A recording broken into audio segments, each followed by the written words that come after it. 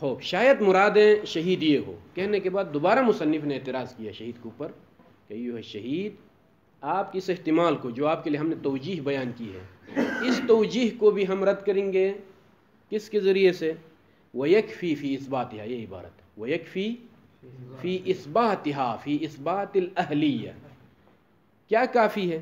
العموم المتقدم. یہاں پر میں نے کہا تھا صراحتاً کہ عموم متقدم سے مراد وہی عمومیت جو تعریف شہید میں ہے. فضولی کی جو تعریف بیان کی ہے شہید نے کہا کہ هو الکامل غیر المالک للتصرف. لہذا ایھا الشہید، آپ کا یہ کہنا کہ یہ اول کلام ہے کہ اہل ہے یا نہیں ہے، اس میں مالک عین ہونا ضروری نہیں ہے. مالک عین ہونا ضروری نہیں ہے. فإذن اس عموم سے مراد وہی عموم جو تعریف شہید میں موجود ہے. یہ احتمال میں نے بیان کیا سابقہ درس میں، اور بناءً واعتماداً علی صاحب ہدى الطالب، شرح مکاسب جو کہ مشہور ہے. کیونکہ بعض برادران پوچھتے ہیں کہ آپ کس پر بھروسہ کرتے ہیں. میرے پاس 3 چیزیں ہیں مکاسب میں. ہدى الطالب بھی ہے نظر میں، اور شیخ محمد خراسانی کی فارسی شرح بھی ہے. وثالثاً تعلیقات استادی، میرے پاس تعلیقات ہیں، لکھے ہوئے دروس ہیں جو کہ سید احمد اشکوری حفظہ اللہ کے ہیں، وہاں ان کے تعلیقات سے بھی میں استفادہ کرتا ہوں. فإذن صاحب ہدى الطالب نے عموم متقدم سے مراد العموم الموجود فی تعریف الشہید للفضولی، هذا صرح به ہدى الطالب نے. ولیکن شیخ محمد الخراسانی حفظہ اللہ کہتے ہیں کہ عموم متقدم سے مراد وہ نہیں ہے جو ہم نے بیان کیا ہدى الطالب سے، بلکہ یہ لعموم ادلۃ البیع، جو کل کے درس میں بیان ہوا. لعموم ادلۃ البیع، ادلت بیع کی جو عمومیت ہے وہ فضولی کی اس عقد کو شامل کرتی ہے. علیکم السلام. وہ عمومیت اس عقد فضولی کو شامل کرتی ہے. مجرد یہ احتمال تھا کہ ممکن ہے اذن سابق نہیں ہے اسی لیے اہل نہیں ہے. محمدی یہ کہتے ہیں کہ علیکم السلام اذن سابق نہ ہونے کی وجہ سے شاید شہید یہ کہتے ہوں کہ بھئی یہ اہل نہیں ہے، اس لیے کہ مالک کی طرف سے اذن موجود نہیں ہے پہلے سے.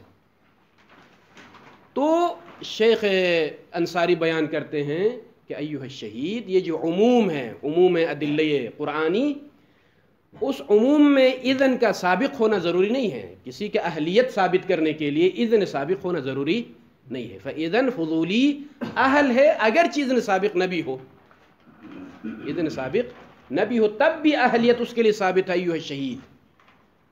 لہذا یہ 2 احتمال ذہن میں رکھیں. ظاہراً یہ احتمال زیادہ قوی لگ رہا ہے جو شیخ محمدی نے بیان کیا ہے، وہ نہیں جو ہدى الطالب نے بیان کیا ہے.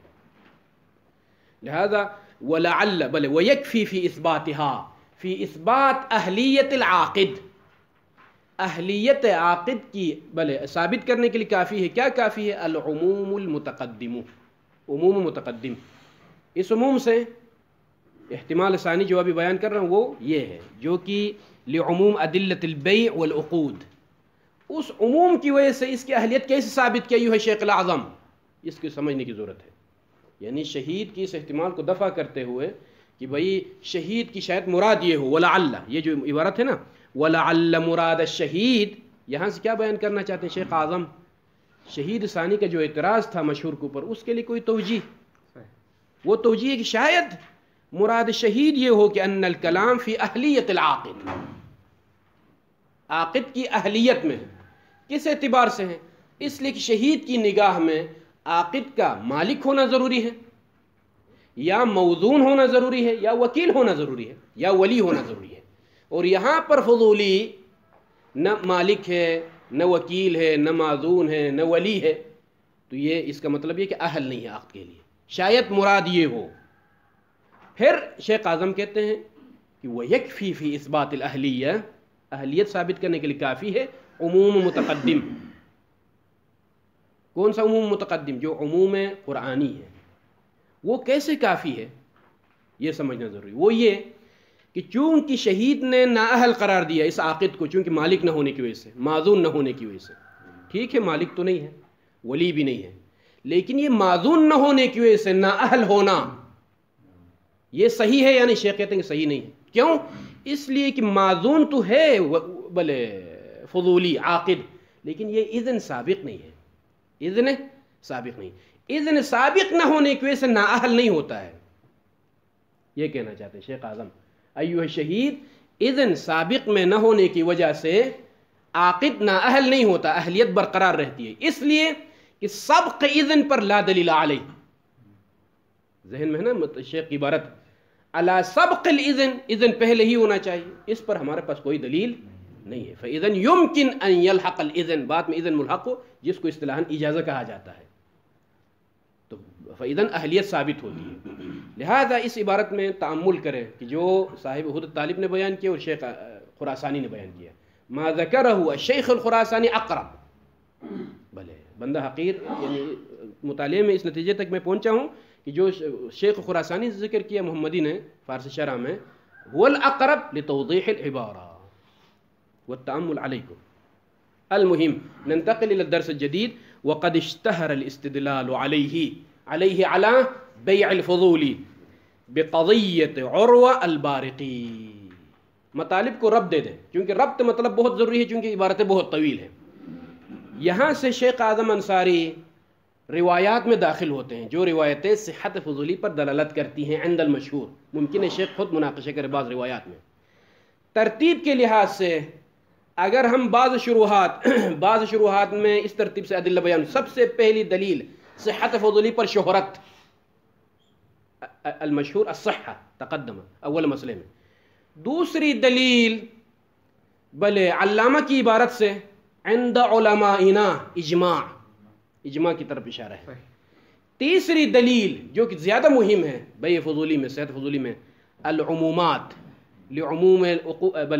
لعموم ادلة البيع والعقود القرآنية، اوفوا بالعقود احل الله البيع تجارة عن تراض. یہ تیسری دلیل. الدلیل الرابع وقد اشتهر الاستدلال، هذا هو الرابع حسب ترتیب بعض الشراح نے اس ترتیب سے بیان کیا، لیکن جو ترتیب قوی ہے وہ ترتیب اس طرح سے ہونی چاہیے. شہرت میں بھی مناقشہ ہے، اجماع میں بھی مناقشہ ہے. لہذا الدلیل الاول هو العموم القرآنی، جو کہ شیخ اعظم نے کہا کہ لعموم ادلة البيع، هذا هو الدلیل الاول، والدلیل الثانی هذه الرواية. یہ ترتیب زیادہ بہتر. لہذا جو شہرت کو دلیل اول، پھر اس کے بعد اجماع کو دلیل ثانی قرار دیا ہے، کیونکہ ان دونوں میں کافی حد تک مناقشہ ہے. خود اجماع کا معلوم نہیں ہے، کیونکہ ولنا قول آخر علامہ کی عبارتیں ہیں. لہذا متزلزل ہیں وہ دونوں. جو جس پر زیادہ بھروسہ کیا جاتا ہے وہ عموم ہے، هذا عموم قرآن احل اللہ البیع، اور وہ تقریب ذہن میں ہونی چاہیے. ما هو التقریب بالاستدلال بالعمومات القرآنية على صحة الفضول. خلاصة الكلام، هل عقد الفضول عقد او لا؟ سؤال اول یہ ہے. نعم عقد. آپ فوراً اعتراض کریں گے بھائی کیسے یہ عقد ہے، چونکہ یہاں معذون نہیں ہے، اذن نہیں ہے. لا دلیل لنا على تقدم الاذن، اذن متقدم ہونے پر ہمارے پاس کوئی دلیل نہیں ہے. اور اذن سابق نہ ہونے کی وجہ سے اس میں عقد مسلوب نہیں ہوتا ہے، اس میں بیع مسلوب نہیں ہوتا ہے. فاذن عنوان برقرار رہتا ہے. جب عنوان برقرار رہتا ہے احل اللہ البیع، فوراً ادھر سے آیت آئے گی اور حکم حلیت، ادھر سے اوفوا بالعقود، وفا کرو، عقد ہے یہ، هذا عقد اوفوا بالعقود، هذا بیع احل اللہ البیع، هذه تجارة عن تراض. هذه العمومات تشمل هذا العقد. اگر آپ کا کوئی اشکال ہے تو وہ ممکن ہے کہ اذن سابق نہیں ہے بھائی، لا دلیل لنا على تقدم الاذن السابق.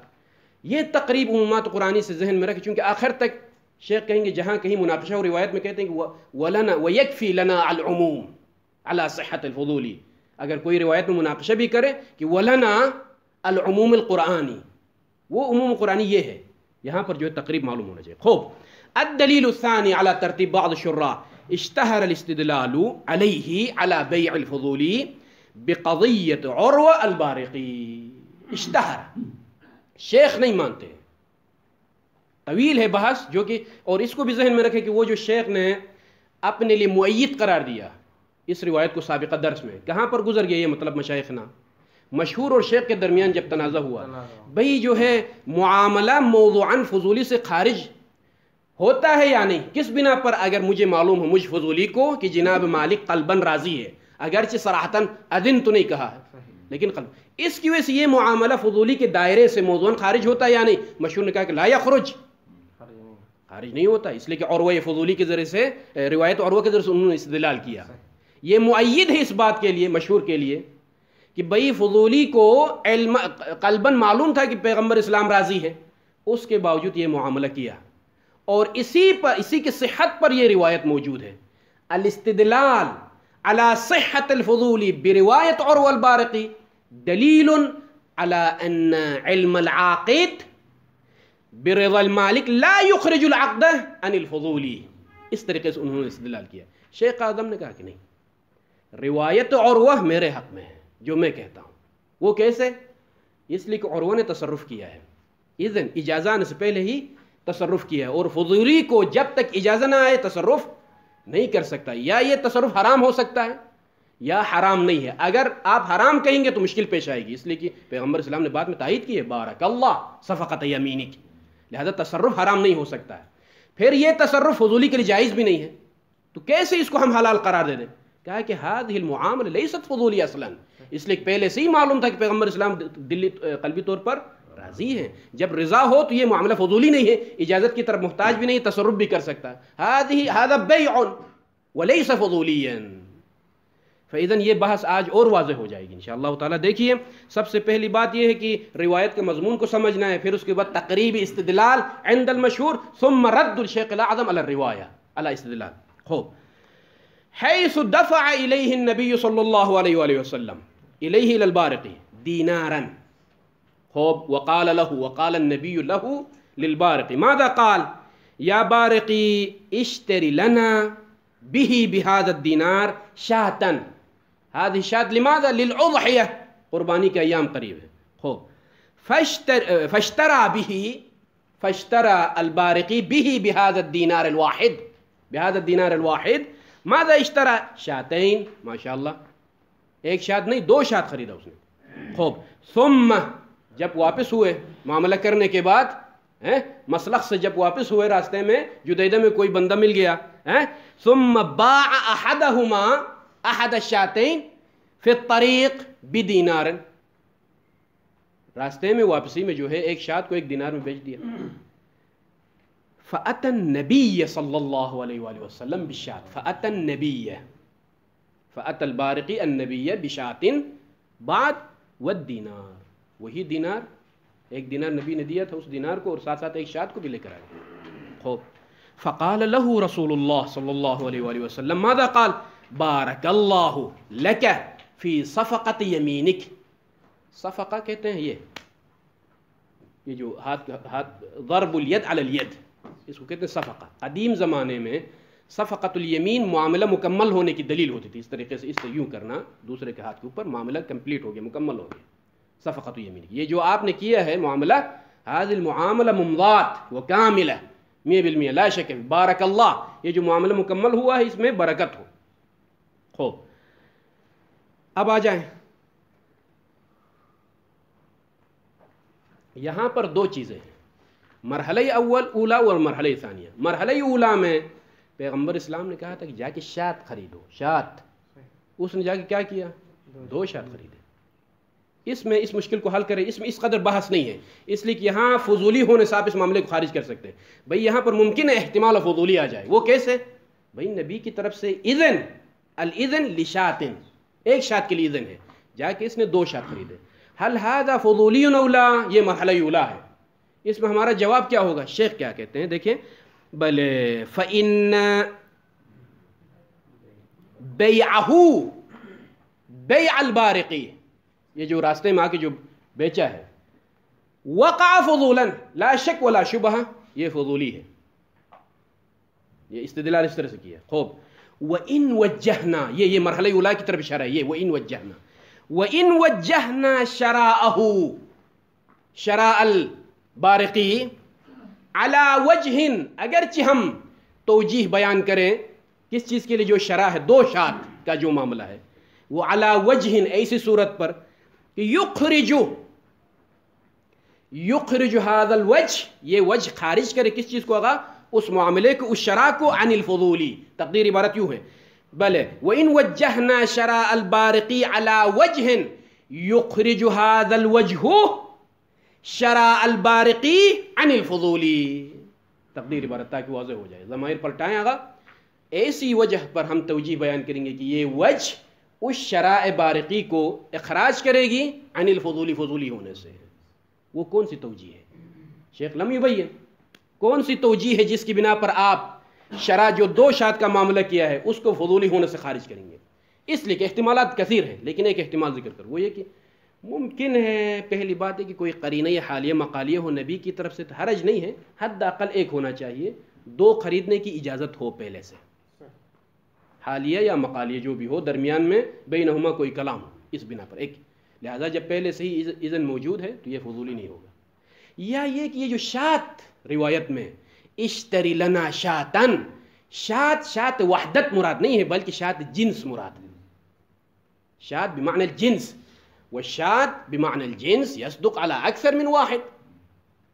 واضح لولا. ولهذا اشتری لنا شاتن میں اذن موجود ہے پہلے سے. اس طریقے سے توجیہ آپ بیان کریں کہ وہ جو شرع ہے جا کر 2 شات کا جو معاملہ کیا ہے اس کو آپ فضولی ہونے سے خارج کریں. خلاص. لہذا جو احتمال فضولی ہے شرع میں اس کو کس طریقے سے توجیہ کریں گے ہم؟ یا یہ کہ درمیان میں کوئی قرینہ موجود ہے بارقی اور نبی کے درمیان، کہ اندازہ ہوتا ہے کہ جو اذن موجود ہے کہ آپ 2 بھی خرید سکتے ہیں، لیکن حد اقل ایک ہونا چاہیے. خوب. اور دوسری توجیہ ہو سکتی ہے من احد الاحتمالات کہ شات جنس ہے، وہ شات واحد مراد نہیں، جنس ہے، اور جنس 2 پر بھی صدق آتی ہے، حرج نہیں، مشکل نہیں ہے. لہٰذا شیخ کہتے ہیں کہ یہ جو بیع ہے دوسرا، بارقی نے راستے میں آ کے جو بیچا ہے شات کو، یہ فضولی ہے. وَإِن وَجَّهْنَا اگرچہ ہم توجیہ بیان کریں کس چیز لیے؟ شرع کے لیے، شرع شاتین جو بارقی نے کیا. عَلَى وَجْهٍ توجیہ ایسی صورت پر ہو کہ یخرجو، یہ وجہ یہ توجیہ نکالے، کس کو نکالے؟ مفعول یخرج، شرع البارقی کس چیز سے نکالے؟ عن الفضولی. ہو یہ ہے مضمون روایت مشائخنا. اب آ جائیں ہذا یعنی خذ ذا المطلب. اب آ جائیں ولیکن لا یخفا، لیکن مخفی نہیں ہو. وہی جو مشہور نے اپنے تائید قرار دی ہے نا، اس کو بھی ذہن میں رکھی اس روایت کے ذریعے سے کہ یہ علم میں فضولی کا علم ہونا جو ہے اس عقد کو فضولی ہونے سے خارج نہیں کرتا ہے. یہ مشہور کی مبنا ہے. ولیکن لا یخفا ان الاستدلال بهذه الروایہ یتوقف، هذا الاستدلال موقوف على دخول المعاملہ، معاملہ کے داخل ہونے پر. کون سا معاملہ مشائخنا؟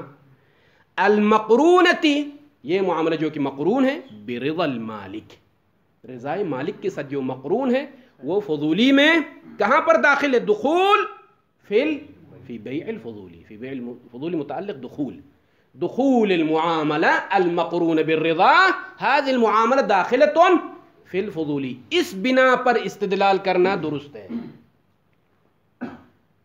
جو کہ مشہور وہی نزاع جو شروع میں واقع ہوا شیخ مصنف اور مشہور کے درمیان.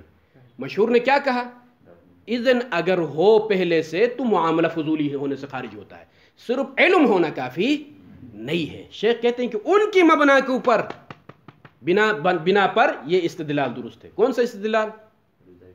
روح بارقی کے ذریعے سے جو فضولی ہونے پر استدلال کی ہے. وَإِلَّا اگر شیخ کا مبنا سامنے ہو، شیخ کا مبنا کیا ہوگا؟ اگر علم ہو، اگرچہ پہلے سے ہو یا بعد میں حاصل ہو یا حاصل انکشاف نہ ہو، بلکہ بینہ و بین اللہ قسم کھائے گا. یہ جو 3 احتمالات گزر گئے بھئی، علم العاقد برضا المالک یخرج المعاملہ عن الفضولی موضوعا، مرحلہ اولا میں اصلا یہ فضولی نہیں. دوسرے مرحلے میں شیخ نے کیا کہا؟ وَإِن سَلَّمْنَا، یہ درست سابقہ ہے. وَإِن سَلَّمْنَا اگر تسلیم بھی کیا جائے کہ موضوعاً داخل ہے، لیکن کس نے کہا کہ کل فضولی یتوقف علی الاجازہ، ہر فضولی اجازہ پر موقوف. یہ دوسرا جواب تھا شیخ. فَإِذَنْ عند شیخ یہ پہلا مورد ہے جہاں پر شیخ نے کہا کہ بناءً علی استدلال المشہور، اور کئی موارد آنے والے بناءً علی هذا، بناءً علی هذا. خوب. توضیح ذالک، اب آ جائیے، ابھی وضاحت کی ضرورت ہے. توضیح ذالک، ذالک اشارہ کس بات کی طرف؟ یہ جو کہا نا کہ یتوقف علی دخول المعاملہ المقرون برضا المالک، اس کی توضیح بیان کریں، کیونکہ روایت میں تصرفات زیادہ ہیں بارقی کی طرف سے کہ معاملہ جو کہ مقرون برضا المالک ہو وہ بیع فضولی میں داخل ہونے کی بنا پر. اس کی وضاحت کریں تاکہ ہمیں واضح ہو جائے کہ یہ فضولی ہے یا فضولی نہیں ہے. ان الظاہر علم عروہ برضا النبی صلی اللہ علیہ وآلہ وسلم بما یفعل. ظاہر روایت سے اندازہ ہوتا ہے کہ عروہ کو معلوم ہے کہ جو کچھ وہ کر رہا ہے قلباً پیغمبر اسلام راضی ہے. وقد اقبض المبیع، چونکہ بعد میں اس ظہور پر دلیل آنے والی ہے کہ وہ جو تصرفات کر رہا ہے یا حرام ہے یا حلال ہے، اگر علم نہ ہو تو یہ تصرفات حرام ہے. وقد اقبض المبیع، کیا کیا ہے؟ بما یفعل، بارقین اقبض المبیع، راستے میں آ کے باقاعدہ مبیع جو کہ شات ہے اس کو کسی اور کے قبضے میں دیا ہے. وقبض الثمن، اور اس کا جو دینار ہے قیمت اس کو قبضہ کیا ہے. ولا ریب، اور کوئی شک نہیں کہ ان الاقباض والقبض فی بیع الفضول حرام. لماذا حرام؟ لکونہ تصرفا فی مال الغیر، مال غیر میں تصرف ہے، اجازت آنے سے پہلے اپنی مرضی سے اس میں تصرف کیا ہے. خود معاملہ فضولی حرج نہیں ہے، لیکن قبض اور اقباض تصرف فی المبیع فی الثمن، هذه التصرفات قبل الاجازہ لا تجوز. خوب اب آ جائے، اگر یہ صورتحال ہے تو اما اما اما اما چار احتمالات ہو سکتے ہیں. الاحتمال الاول، اما یہ احتمال اول ہے، اما من التزام ان عروہ فعل الحرام. بس آپ یہ کہیں کہ بھئی اصل معاملہ تو ٹھیک ہے، باقی یہ جو تصرف کیا ہے وہ تصرف حرام ہے، بس ختم، کیا مشکل ہے، حرام کے ارتکاب کے معصوم تو نہیں اور وہی بارقی، اصل معاملہ بے ہے، بے فضولی ہے، معاملہ ٹھیک ہے. هذا التصرف صدر منه حرام، اس کا ملتزم ہونا پڑے گا. فعل الحرام فی القبض والاقباض وهو مناف، لیکن یہ مشکل ہے، اس احتمال کو تسلیم کرنا مشکل ہے. کیوں؟ وهو مناف، یہ حرام ہونا منافات رکھتا ہے کس کے ساتھ؟ آگا لتقریر النبی صلی اللہ علیہ وسلم، پیغمبر اسلام نے بارک اللہ، یہ جو آپ نے کیا ہے یہ اچھا کام کیا آپ نے، کوئی حرام مرام نہیں، بارک اللہ، صفقت یمینی، جو کچھ قبض و اقباض جو معاملہ کیا تصرف، هذا تصرف حلال 100%، ماں کچھ نہیں، لہذا حرام ہونا مشکل ہے. یہ احتمال اول ہے، اس کو رد کیا شیخ نے. احتمال ثانی، و اما، یہ دوسرا احتمال، من القول، یہ کہنا پڑے گا کہ بأن البیع الذي يعلم بتعقبه للإجازة يجوز التصرف فيه قبل الإجازة.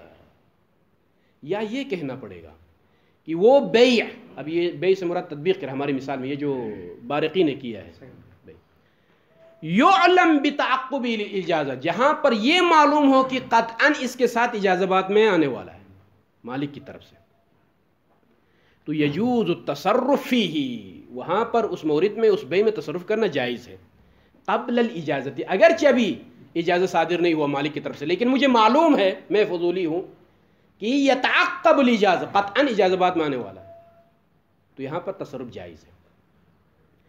بناءً، یہ جو احتمال ہے، علی کون الاجازہ کاشفہ، ناقلہ کی بنا پر یہ احتمال نہیں آ سکتا ہے، اجازہ ناقلہ کی بنا پر. وَسَيَجِيءُ ضَعْفُهُ، اور یہ احتمال کہ اجازہ آنا یقینی ہو بات میں اور یہ کاشفہ میں داخل ہے، یہ جو احتمال ہے یجیء ضعفہ، یہ ضعیف احتمال ہے جس کا تذکرہ بعد میں آئے گا. یہ ترجمہ لفظی ہے مشائخنا، لیکن مطلب ذرا عمیق اس سے، اس حد تک بسیط نہیں ہے. اجازہ کاشفہ، یا ہمارے پاس اجازہ کاشفہ یا ناقلہ ہے. ناقلہ سے مراد بلے اجازت سے پہلے کوئی اثر مترتب نہیں ہوگا، یعنی عقد ابھی مکمل ہوگی جب مثلا فرض کیجئے یوم الجمعہ فضولی نے عقد کیا ہے اور میں مالک ہوں، ناقلہ کی بنا پر جب تک اجزتو نہیں کہوں تب تک یہ عقد مکمل نہیں ہے، اس لیے کہ نقل اور انتقال آج جو میں نے اجزتو کا تب سے ہوگا، یہ نقل و انتقال اس سے پہلے نہیں ہو. اما کاشفہ کی بنا پر، کاشفہ میں تین رائے ہیں، کاشفہ حقیقی، کاشفہ حقیقی تعقبی، یہ ہے جو شیخ نے یہاں اشارہ کیا ہے. کاشفہ حکمی، کاشفہ حقیقی کو بھی میں ابھی فی الحال بحث نہیں کروں گا، کاشفہ حکمی کو بھی. درمیان میں جو تیسرا احتمال ہے، کاشفہ تعقبی یا لحوقی، جس کی طرف شیخ اشارہ کرنا چاہتے ہیں، یہ ضروری ہے تشخیص دینا، جس کی طرف صاحب جواہر گئے ہیں حسب ما اتذکر، کہ کاشفہ تعقبی کیا ہوگا. کاشفہ تعقبی سے مراد یعنی نفس الاجازہ شرط نہیں ہے، بلکہ تعقب الاجازہ، یہ کاشف ہے، یہ شرط ہے. عقد فضولی میں نفس الاجازہ یا نفس الرضا آپ کا ہے، نفس الرضا شرط نہیں ہے بلکہ تعقب الرضا، رضا کا تعقب ہونا، لاحق ہونا، یا لحوق الرضا، اس کو کہتے ہیں فکرت اللحوق اور فکرت التعقب. کہتے ہیں کہ عنوان اللحوق عنوان التعقب شرط ہے نہ نفس الاجازہ. دو چیزیں کیونکہ جنہوں نے جو کاشفہ کے قائل ہو گئے ان میں پھر 3 احتمالات ہیں. ان 3 احتمالات میں سے یہ ایک احتمال ہے، یہ درمیان والا. کاشفہ حقیقی یہ بھی مراد نہیں یہاں پر، کاشفہ حکمی وہ بھی مراد نہیں ہے، درمیان میں ایک احتمال ہے. وہ کیا ہے گا احتمال؟ وہ احتمال یہ ہے کہ فکرت اللحوق، یہ اصطلاح استاد کی اصطلاح ہے، فکرت اللحوق و فکرت التعقب. یہ فکر درمیان میں کیوں آئی ہے؟ بھئی تعقب اجازت شرط ہے. تعقب رضا کا ہے یا تعقب اجازت یا لحوق. یہ مشکل، یہ جو توجیہ ہے، یہ فکرت اللحوق، یہ توجیہ کیوں آئی درمیان میں؟ ولا باس، یہاں پر آپ رکے، حرج نہیں، چونکہ بعد میں کئی مسائل کا سمجھنا اسی مطلب پر موقوف ہے. وہ کیوں؟ جنہوں نے کاشفہ کہا کہ اجازت کاشفہ ہے. کاشفہ یعنی کیا مطلب؟ آثار نقل اور انتقال من حین العقد مترتب ہوتے ہیں. نقل اور انتقال من حین العقد، اگرچہ یہ جو اجازت ہے بعد میں لاحق ہو جائے، اور یہ اجازت کاشف ہے اس بات پر کہ جو ہے نقل اور انتقال من حین العقد ہے، اس پر اشکال وارد ہوا ہے. کیا اشکال؟ بھئی جب یہ اجازت شرط ہے، کاشفیت کی بنا پر شرط ہے، تو ممکن نہیں ہے کہ مشروط نقل اور انتقال، ملک اور تملک مترتب ہو قبل ان یاتی شرط، شرط آنے سے پہلے ہی مشروط متحقق ہو. یہ اشکال کاشفہ ہونے پر مشہور اشکال ہے. کیسے ممکن ہے کہ معلول متحقق ہو علت آنے سے پہلے؟ اجازت علت ہے. یا یہ کہ آپ شرط کہیں اجازت کو، اجازت آنے سے پہلے کیسے ممکن ہے ایھا اصحاب الکاشفہ، کیسے ممکن ہے کہ شرط آنے سے پہلے ہی آثار مترتب ہو؟ تو چونکہ یہ اشکال وارد ہے، اسی لیے مجبور ہو گئے. دفاع میں سے ایک دفاع یہ ہے، کاشفہ ہونے کا مطلب نفس الاجازت شرط نہیں ہے، بلکہ تعقب الاجازہ ولحوق الاجازت شرط ہے. کیوں بھائی؟ اس لیے کہ لحوق وہ عنوان ہے جو کہ متصف ہے، مقرون ہے. لحوق کا عنوان متاخر نہیں ہے. نفس الاجازہ متاخر ہے، اما لحوق الاجازہ متاخر نہیں ہے. اور اس کو کہا جاتا ہے فکرت اللحوق و فکرت التعقب. اسی لیے شیخ کہتے ہیں کہ اما من القول بان البيع الذي يعلم تعقبه، تعقب البيع للاجازہ، وہ بیع جس کے تعقب میں اجازہ آنے والا ہے، تعقب الاجازہ کہا جاتا ہے اس کو، یا لحوق الاجازہ کہا جاتا ہے. وہاں پر یجوز التصرف فیہ قبل الاجازہ، خود اجازہ آنے سے پہلے تصرف جائز ہے. فاذن ان کے پاس خود اجازت شرط نہیں ہے، بلکہ عنوان، یہ عنوان خود تعقب الاجازہ اور لحوق الاجازہ یہ شرط ہے، نہ نفس الاجازہ. یہ فکر کو آپ ذہن میں رکھیں، انشاءاللہ مزید وضاحت آنے والی کاشفہ کی بحث میں. اچھا، بناءً، لیکن یہ بات جو تعقب الاجازہ کی بات ہے، یہ نقل کی بنا پر نہیں ہو سکتا، یہ ممکن نہیں ہے. بناءً علی کون الاجازہ کاشفہ، اور عرض کیا کہ کاشفہ میں 3 احتمالات ہیں. کاشفہ حقیقی خود اجازہ ہی شرط ہے. کاشفہ حکمی ایک الگ مسئلہ ہے جو کہ انشاءاللہ بعد میں تذکرہ ہوگا. اما کاشفہ تعقبی یا لحوقی، اسی کی طرف اشارہ ہے یہ. وَسَيَجِيءُ ضَعْفُهُ، شیخ اعظم انصاری کا اعتراض ہے اس تعقب کے اوپر اور اس لحوق کے اوپر کہ جنہوں نے خود اجازہ کو شرط قرار نہیں دیا، بلکہ لحوق، عنوان لحوق مقارن ہے، متاخر نہیں ہے. عنوان تعقب مقارن ہے، عقد کے ساتھ متاخر نہیں، لہذا تصرفات جائز ہے کہا انہوں نے.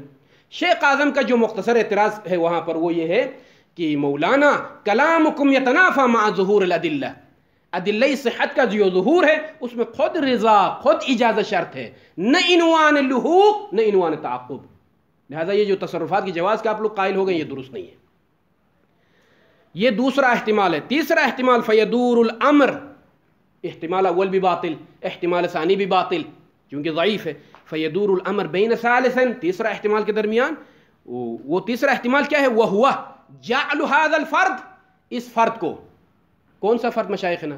جہاں پر عاقد کو علم ہو کہ رضا موجود ہے قلباً، کیا قرار دینا پڑے گا؟ من البیع لا من البیع الفضولی، خلافاً للمشہور. بیع قرار دے دو لیکن اس کو فضولی نہیں کہو. وهو المقرون برضا المالک، جعل هذا الفرد من البیع، بیع میں سے قرار دینا ہے اس فرد کو. کون سا فرد؟ بین قوسین یہ تفسیر ہے. وهو المقرون برضا المالک، وہ بیع جو مقرون برضائے مالک ہو. یہ بے ہے، فضولی نہیں ہے، خلافا للمشہور. خارجا جعل هذا الفرد مفعول جعل هذا الفرد خارجا عن الفضولی، فضولی ہونے سے خارج کر دو اس کو. کما قلنا، جیسا کہ ہم نے پہلے بھی کہا ہے. کہاں کہا ہے؟ وہی جو شروع میں نزاع مشہور نے کہا ہے کہ الظاہر شمول العقد الفضولی لما تحقق رضا المالک عند المشهور، ولكن الذي يقوى في النفس خروج هذا الفرد من الفضول إما موضوعا وإما حكما. وصلى الله على محمد وعلى آله.